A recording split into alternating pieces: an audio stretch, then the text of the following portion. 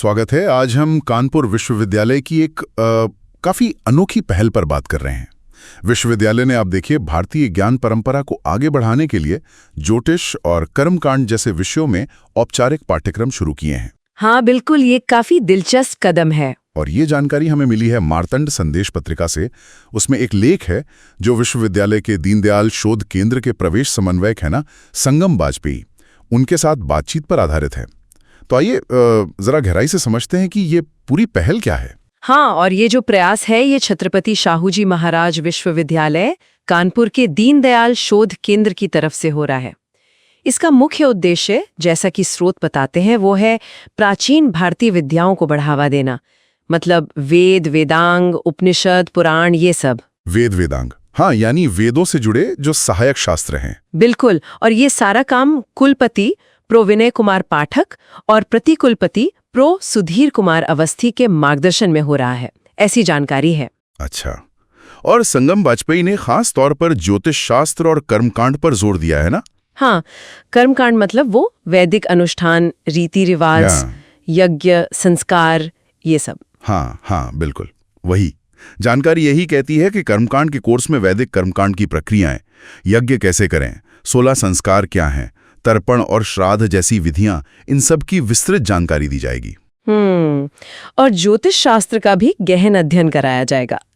स्रोत तो ये भी कहता है कि ज्योतिष जीवन को दिशा देने में खास महत्वपूर्ण है। ये दिलचस्प है कि स्रोत में इन पाठ्यक्रमों का उद्देश्य सिर्फ किताबी ज्ञान देना ही नहीं बताया गया है, बल्कि आध्यात्मिक मार्गदर्शन करना भी। हाँ, ये बात कही गई है। ये पारंपरिक गुरु शिष्य परंपरा जैसा लगता है कुछ हद तक, पर एक यूनिवर्सिटी सेटिंग में ये कैसे होगा, इस पर कुछ बताया गया है? देखिए, स्रोत इस कैसे पर ज्यादा विस्तार से तो नहीं बताता, लेकिन इस बात पर जोर जरूर है कि लक्ष्य छात्रों को एक सफल और आध्यात्मिक जीवन जीने में मदद करना है। तो शायद ये एक तरीका है उस ज्ञान को, आप कह सकती हैं, व्यवस्थित रूप से देने का, औपचारिक शिक्षा के जरिए। हाँ, और पाठ्यक्रम की संरचना भी तय है। कर्मकांड और वास्तुशास्त्र में 1 साल का डिप्लोमा कोर्स है, मतलब 2 सेमेस्टर्स। 1 साल का डिप्लोमा, ठीक है। और ज्योतिष में 2 साल की MA डिग्री है, हाँ। 4 सेमेस्टर वाली। MA ज्योतिष में, अच्छा। और सीटें?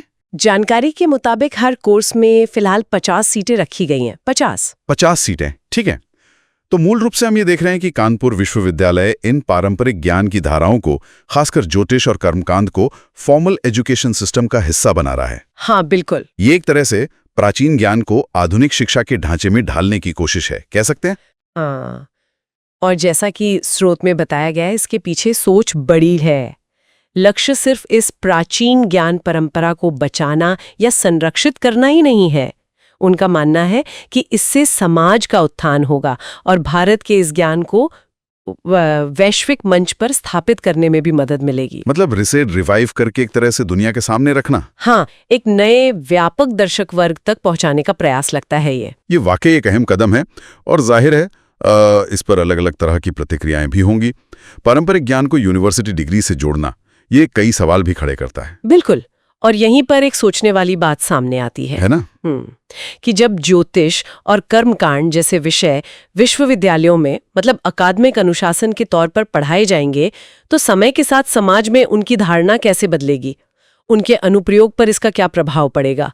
क्या उन्हें ज्यादा वैधता मिलेगी, स्वीकार्यता बढ़ेगी, या फिर ये जो अकादमिक खूंचा है वो उनके पारंपरिक स्वरूप को कुछ हद तक बदल देगा? सही बात है, ये देखना वाकई दिलचस्प होगा कि इसका आगे चलकर क्या असर होता है। मैं संगम वाजपेयी, सहायक आचार्य, दीनदयाल शोध केंद्र, छत्रपति शाहूजी महाराज विश्वविद्यालय, कानपुर से। आपने बताया कि यहाँ पर ज्योतिष से संबंधित कोर्स चल रहे हैं। जी, तो ये कोर्स कब स्टार्ट हुआ, कब से चल रहा है? ज्योतिष और कर्मकांड का कोर्स 2 साल पूर्व प्रारंभ हुआ था, जिसमें हमारा ज्योतिष MA ज्योतिर्विज्ञान है, जो जिसके हमारे एक बैच अभी निकल चुका है जून में, और कर्मकांड के हमारे 2 बैच निकल चुके हैं। 3 साल से कोर्स चल रहा है, तीसरा सत्र भी जुलाई से प्रारंभ होगा। और वर्तमान में वास्तुशास्त्र के डिप्लोमा के लिए भी एक कोर्स प्रारंभ हुआ है, जिसमें हमारे 2 सेमेस्टर हैं, 1 वर्ष का यह डिप्लोमा है। वास्तु संबंधित सभी समस्याओं के समाधान के लिए एक कोर्स डिजाइन किया है विश्वविद्यालय ने। वह अब की बार रनिंग में आएगा। यहाँ पर जो शिक्षक हैं वो कहाँ से? मैं केंद्रीय यूनिवर्सिटी से हूँ, केंद्रीय संस्कृत यूनिवर्सिटी से। हमारे साथ में श्रीमान श्रवण कुमार द्विवेदी जी हैं, वह इंदौर से उन्होंने पीएचडी किया है और अभी सेना में सेवारत थे, वहाँ से निवृत्ति लेकर के और यहाँ पे सेवा दे रहे हैं, कार्य कर रहे हैं। और एक स्वयं प्रकाश अवस्थी जी हैं, वह ज्योतिष का कार्य कर रहे थे और यहाँ पे सहायक के रूप में उनकी नियुक्ति हुई है। ज्योतिष और वास्तु में एक मिनिमम जो एजुकेशन वो कितनी चाहिए? ज्योतिष के लिए अनिवार्य रूप से स्नातक होना चाहिए, किसी भी सब्जेक्ट से स्नातक हो और उसको सामान्य हिंदी, सामान्य भाषा का ज्ञान हो, हिंदी का भी, संस्कृत का भी और इंग्लिश का भी, ताकि वह कक्षा में बैठ करके सभी विषयों का अच्छे से समझ सके। इसका उद्देश्य क्या था? ये आपको ये खोला गया शोध केंद्र, इसका उद्देश्य क्या? भारतीय ज्ञान परंपरा की जो एक निरंतर ज्ञान गंगा का प्रवाह भारत में था, उसका धीरे धीरे ह्रास हो रहा है चारों तरफ।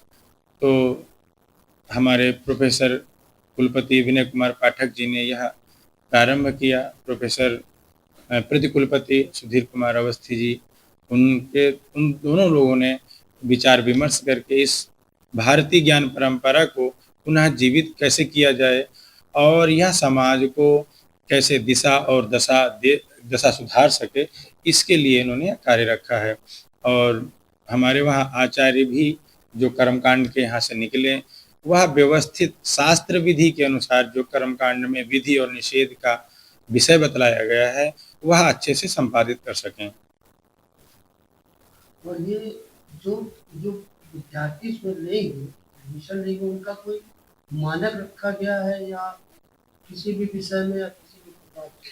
अभी मानक तो सामान्य रखा गया है कि किसी भी विषय से वह स्नातक हों, स्नातक के बाद में अपना एमए ज्योतिर्विज्ञान में प्रवेश ले सकते हैं। कर्मकांड के लिए उनका उत्तर मध्यमा संस्कृत में होता है, उत्तर प्रदेश माध्यमिक संस्कृत शिक्षा परिषद से उत्तर मध्यमा माने इंटर बोलते हैं उसको, वह उत्तीर्ण होगा तभी वह कर्मकांड में एडमिशन ले पाएगा। तो सामान्यतः हम देखते हैं कि इसका भाषाई ज्ञान कैसा है और इनकी शिक्षा कैसी रही है, उसके आधार पे इनको प्रवेश दे रहे हैं। इसमें क्या संस्कृति अनिवार्य है कि किसी भी विषय का विद्यार्थी हो उसमें एडमिशन ले सकते? जी, कर्मकांड में संस्कृत अनिवार्य है, ज्योतिष में संस्कृत अनिवार्य नहीं है, लेकिन संस्कृत की समझदारी आवश्यक है, क्योंकि शास्त्र का जब अवलोकन करेंगे तो बराह मिहिर जी का है, आर्यभट्ट जी का है और बहुत ढेर सारे ग्रंथ हैं जो संस्कृत में ही हैं, उसकी व्याख्या हम हिंदी और इंग्लिश में पढ़ते हैं, तो उसका सामान्य ज्ञान आपको होना चाहिए, यह देखा जाता है। उम्र का कोई वो है criteria? उम्र का अभी तो क्राइटेरिया निश्चित नहीं किया गया है, लेकिन आगे चल करके एक निश्चित किया जाएगा। अभी तो किसी भी उम्र के स्वाध्यायी और जो इस क्षेत्र में आना चाह रहे हैं वह आकर के स्वाध्याय कर सकते हैं और अध्ययन कर सकते हैं आकर के। इसमें किसी कैटेगरी का कोई मानक नहीं? नहीं, इसमें सामान्य से और ओबीसी, एससी, एसटी सबके लिए यह खुला है, सभी लोग इसमें प्रवेश ले सकते हैं।